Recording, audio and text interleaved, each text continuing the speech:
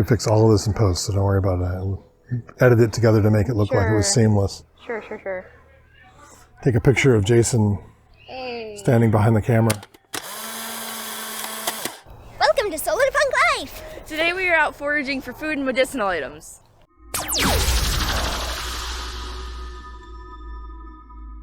Welcome to Solarpunk Life. We are out in Winchester, Virginia, and we are doing our spring-summer foraging for foodstuffs and medicinal things. Check it out. What was fine? A thistle.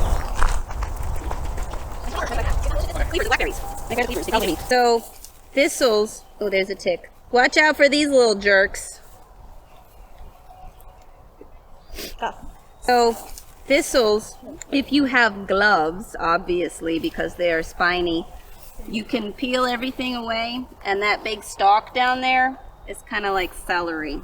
It's juicy and a good water source if you don't have any water. If you just peel away all the spiny stuff, you can crunch on the stalk. What are these plants that are sticking to you? Cleavers. Did they get there naturally, or did you put them there? I did that. This is foraging fashion. And you can wear it proudly like any weirdo in the woods. It's called Cleavers because it cleaves to you, but you can cook it and eat it like a green. I wouldn't eat it raw because it's prickly-ish. It's fuzzy.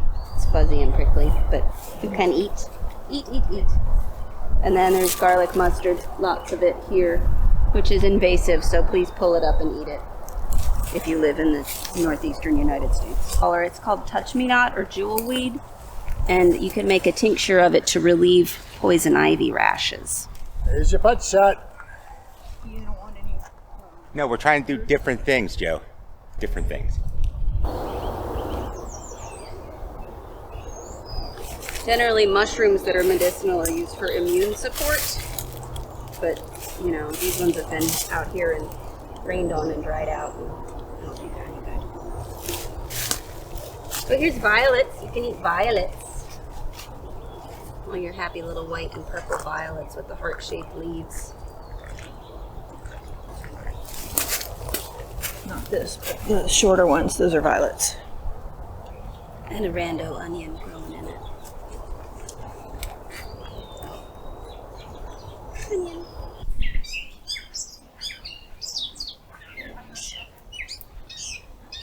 You can generally tell mustard family friends because their flowers grow in a little cross. So your cabbages and broccoli are also part of this family, which is why they're called cruciferous vegetables, because that means cross-bearing. But you can, these are, you know, there's leaves down here that you can eat. They're generally better before they go to seed, but still a thing.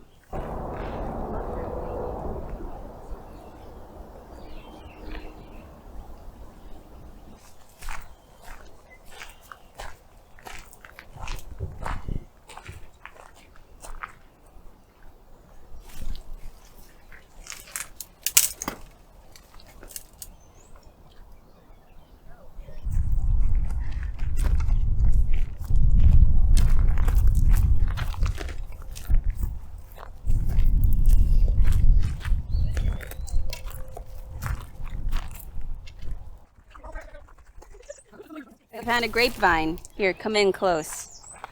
It's got teeny tiny grapes forming on it. But anyway, it's a grapevine. You can do things that you would do with grapes. Grapes! You can do great things that you do with grapes. Here, take some fruit. You can do grape things with them.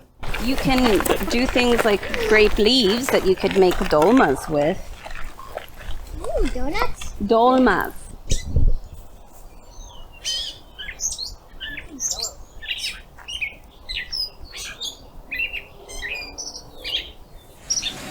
Say that. I'll yay to that. Yay! Oh, that was good.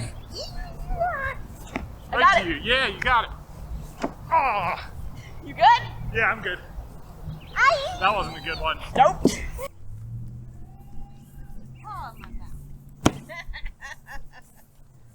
So I just get up and do something out of the room, close the door. She tries to do The carpet is destroyed. What's going on, Jason? Not a thing. Just Enjoying enjoying the the day. day? That's it. Enjoying the day. It's actually got really nice. It's not super hot. Getting ready to head back to the trail, listening to goats over there. It's nice. Haven't finished reading The House of the Cerulean. What's going on? Hey! This is Dana. Hi, Dana. Good to see you again. It's good to see you. This is Got the everybody. camera on. Oh, okay. So joining us today on our Solarpunk Life adventures is Dana. Dana, tell us a little bit about yourself. So my name's Danna Sharp. I am an herbalist and chemist, and I will be joining Solarpunk Life today to go around and identify some wild plants for foraging and also medicinal.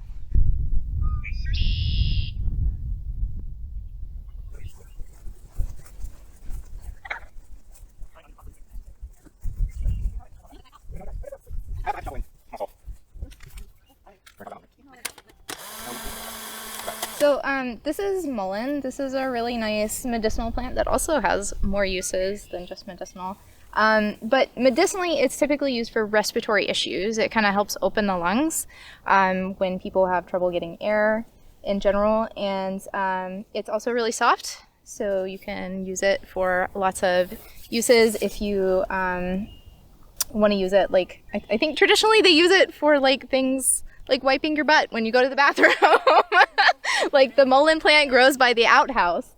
But some people do get dermatitis, like when they touch the leaves, so do be aware of that. Did you have some other uses you want to? We had used it before as a poultice for poison ivy. We boiled it lightly and then let it cool a little bit and then placed it on top of the poison ivy and wrapped it, and it helped ease the itching and draw out some of the nastiness. So this is a mullein plant, and in the summer, the mullein shoots up a stalk and has all these beautiful little yellow flowers that open up. When they die, they make this hard woody stalk. And I've harvested these, and you dip the flower end in, they used to dip them in tallow, but we used Gulf wax. And you can use them as like a candle torch and light the top, and it will burn down slowly over time. And it was a fun thing to do, so that's something else you can do with mullein.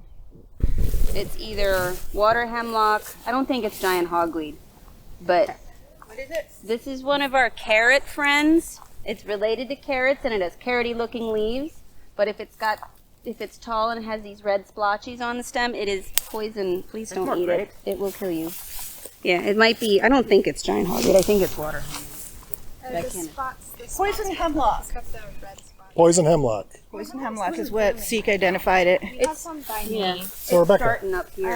tell us about the app you're using to identify plants. I am using an app called Seek. It's a pretty great app. It identifies mammals, insects, plant life, trees, grasses, Birds, yes. And it encourages you to get out and walk and look at things and try to figure out what they are. And so it's pretty good for identifications. We've had a lot of good luck with identifications and confirmation of things, so it's called Seek. By iNaturalist. By iNaturalist. Here's another one of those dead trees providing good ecosystem. And look, more grapes. So standing dead trees provide a great deal of habitat for animals. Because the wood is starting to disintegrate, birds that nest in holes will make their homes in standing dead trees, as well as squirrels or flying squirrels, which we do have here, just don't see them because they're always out at night, or any number of other little creatures. Dead trees also are homes for various kinds of mushrooms and other fungus, and as they decay, they enrich the soil. What is that giant stand of stuff out there? That's more of the hemlock. More of the hemlock. Yeah. It likes water, so since we're close to the river, I bet it's hemlock. But I don't know. I have some in a stream near me, and it's blooming right now, so I don't know. Maybe it's a different variety, or it could be something else.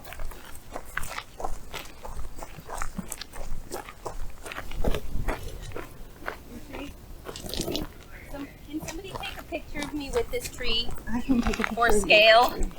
Rosie for scale.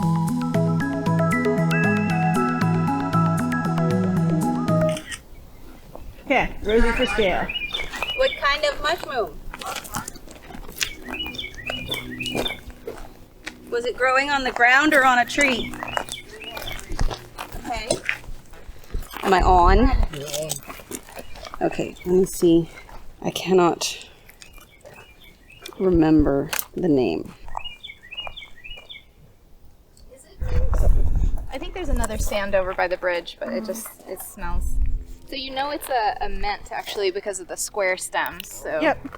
if you pull it out, you can see that it's got a square stem. And it always smells good, so.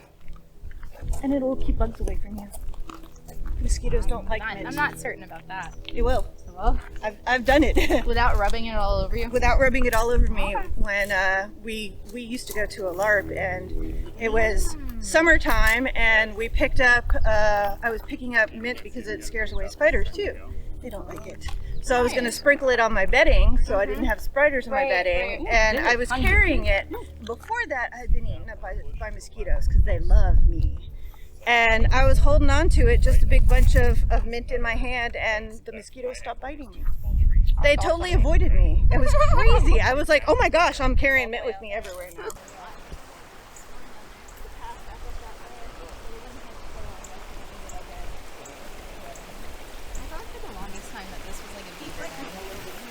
Oh, that's funny.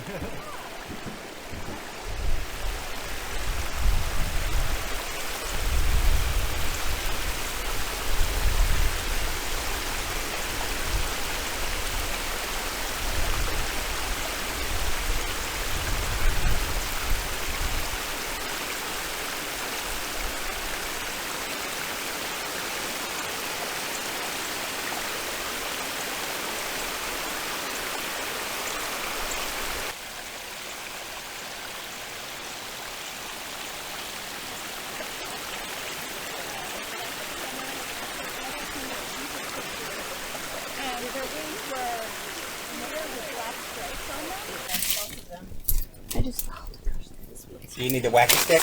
no.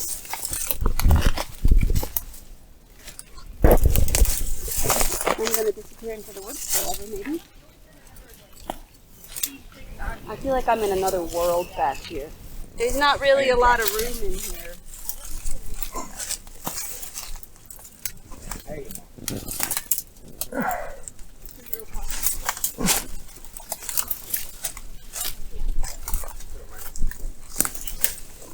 I just wanted to see around the other side of the tree.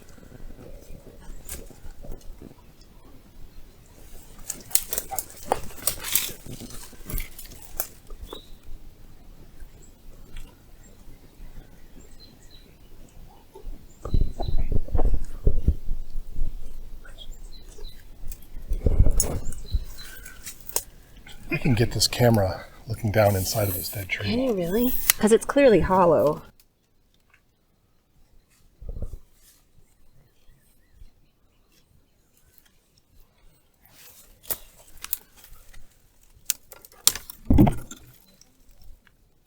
You know what? I take off the.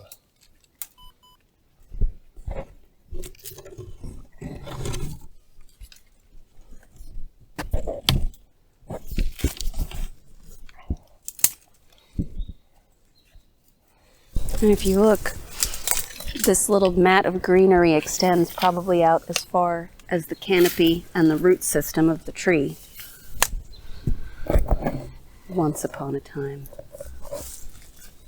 All of these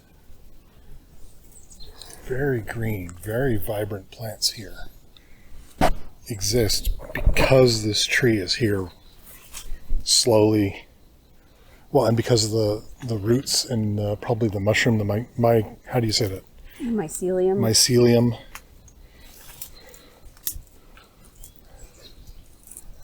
I don't think I've ever seen a color this green on the forest floor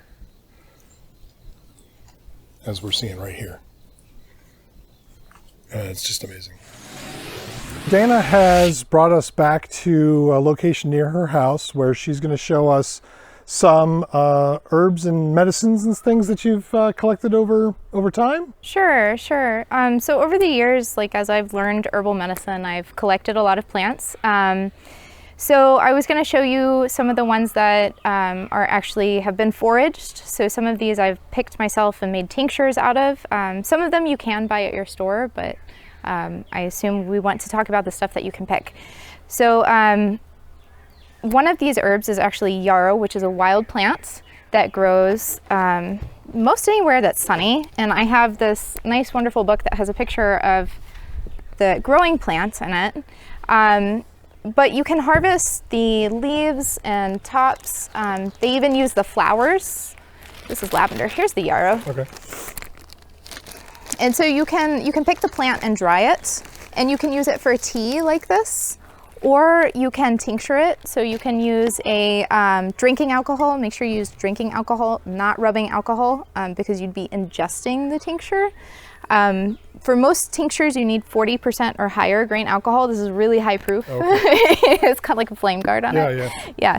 So, so I normally use a high proof and then I dilute it to make it about 40%. And then you can tincture your plant material inside a jar with the alcohol on top of it. What is a tincture? Like, I'm not familiar with what that means. A tincture is a plant extract, and it's essentially like that's all it is. It's you put the plants in there, you put the alcohol on top, and you let it steep for a couple weeks. Okay. And by that time, all of the chemicals in the plant should be in the liquid. Okay. So at this point, the plant's no longer medicinal, but the liquid is. Oh, I see. Because it extracts all of the chemicals out of it. How does that relate to like essential oils or yeah, things like that? Yeah. Okay. So essential oils are plant extract, but they're extracted in oil instead of alcohol. Instead of alcohol. So yes. tincture is alcohol? Yes. Okay. And these are ingested orally, whereas your essential oils you tend to put on your skin. Makes sense. Okay. So a little bit different. And what was the name of this book?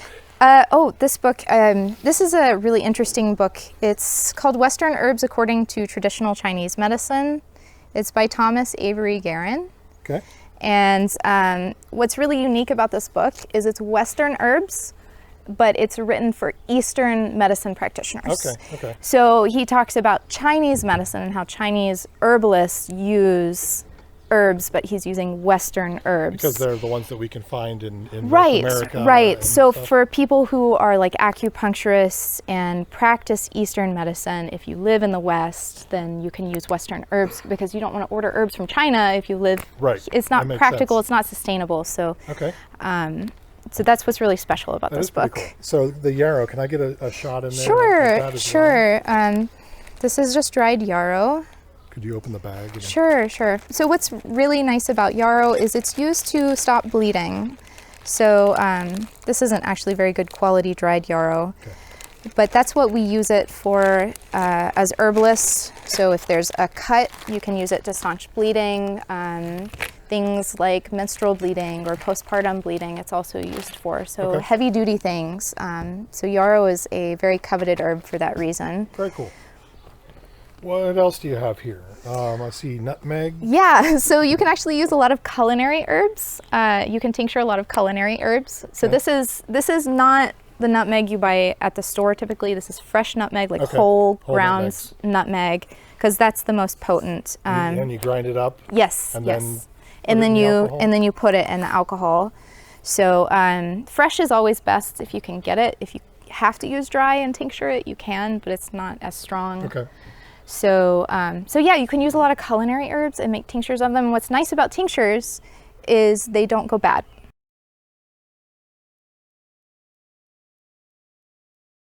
Oh, okay. So teas like this, you can see that this herb is like, it's not great. It's kind of graying a little bit. If you store it like this, it could get moldy at some point. Yes. So you have to store them in a cold, dry place. Whereas the tinctures, like, you can just carry the bottle on you because it's alcohol. It's not going to go bad. Okay. If it's 40%, again, you don't have to worry about mold getting in there or anything. Or more. Or higher, yeah. So that's what's nice about those. What else do we have here? We've got a whole crate of stuff. Yeah, there's a lot. Okay. So we don't have to go through them all. Okay. So I actually really like this one. I pulled this one out. It's lobelia inflata. This is Indian tobacco, and I like it because it smells terrible. Can you? It does smell terrible. It smells kind of like what I would imagine leaving vinyl in a car would be like. Right? That kind of. pungent. it kinda really- kick, but it's not bad. I mean, it's not. I wouldn't say it's unpleasant, but it is that kind of. Yeah, it's very pungent. Yeah, I wouldn't want to eat something that tasted like that. When you or smelled kind of like that. when you kind of get close to it, it's almost like wasabi, kind of going up your nose a little bit. Okay. Okay. Yeah. So this is fresh lobelia that I harvested, and it's been tinctured.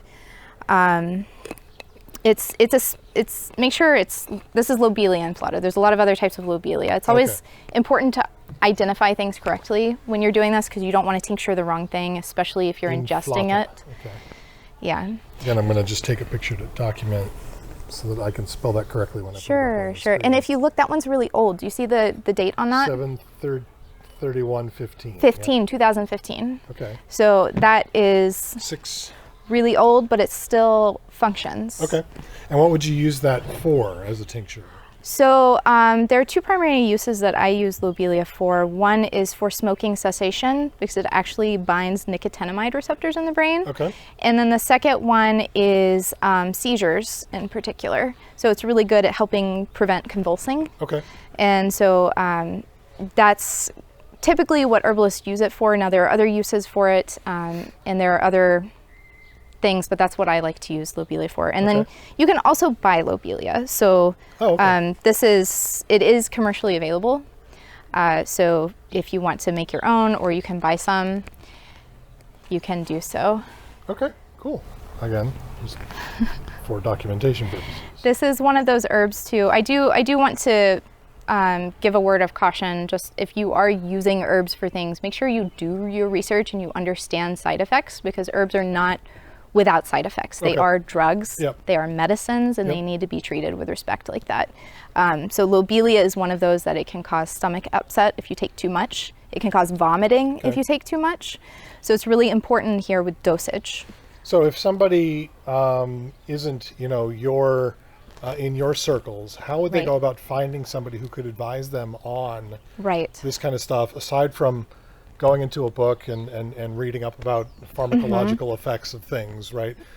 What do you look for if you wanted to use your favorite search engine to find an herbalist? Right. So it's really good to find a community herbalist, someone who lives in your area that does this.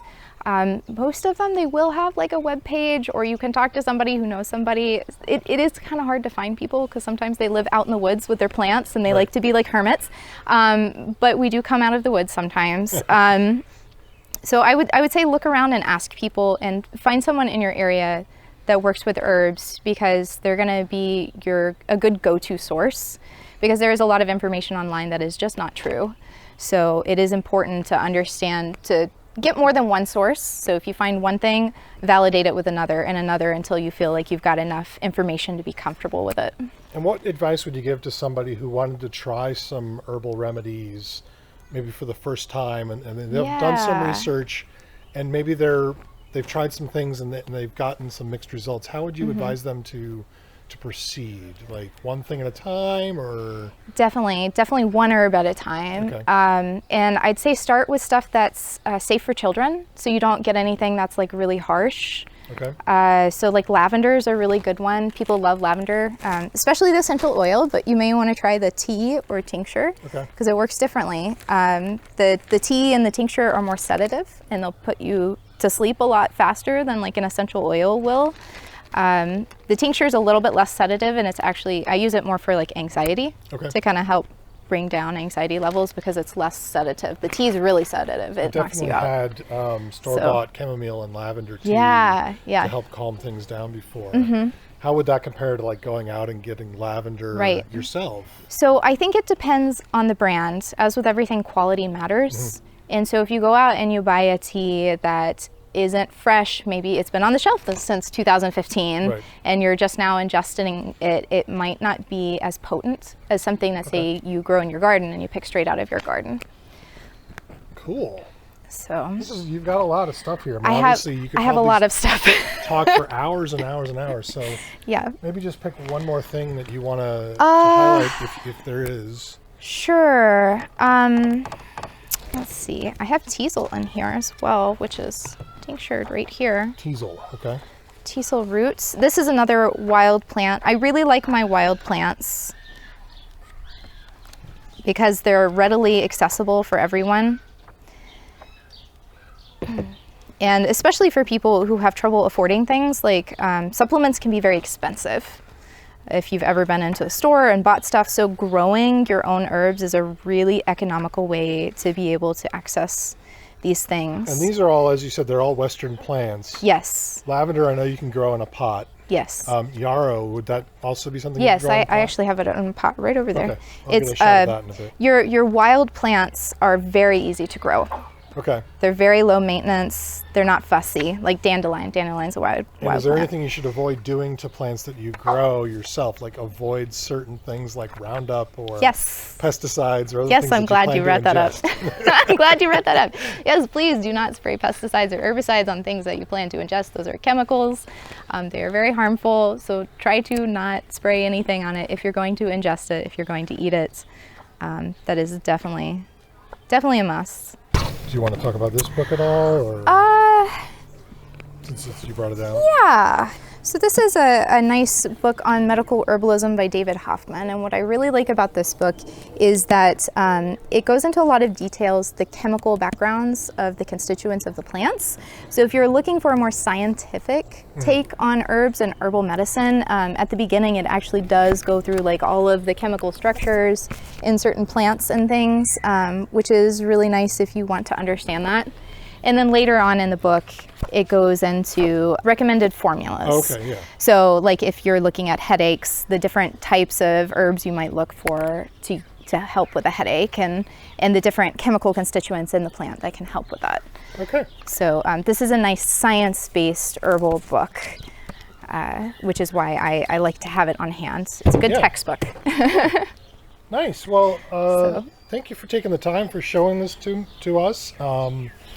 Tinctures was a kind of a new thing to me, so that's good to know. Rebecca, folks on the channel may know, my wife is a chemist, so I recognize some of these shapes and whatnot, but I'm not chemically minded. Right? I leave that to her.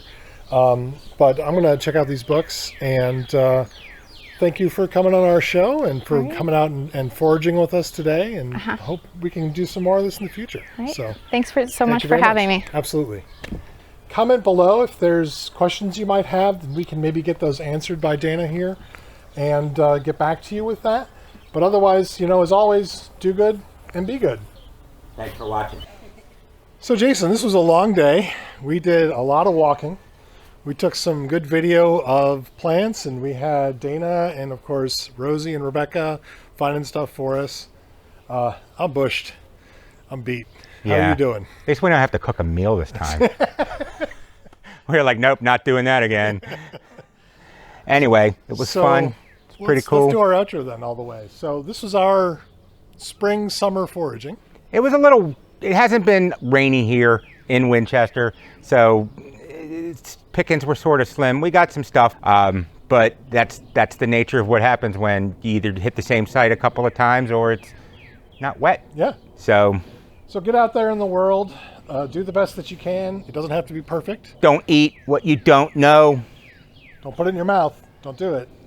But as always, do good. And be good. Thanks for watching.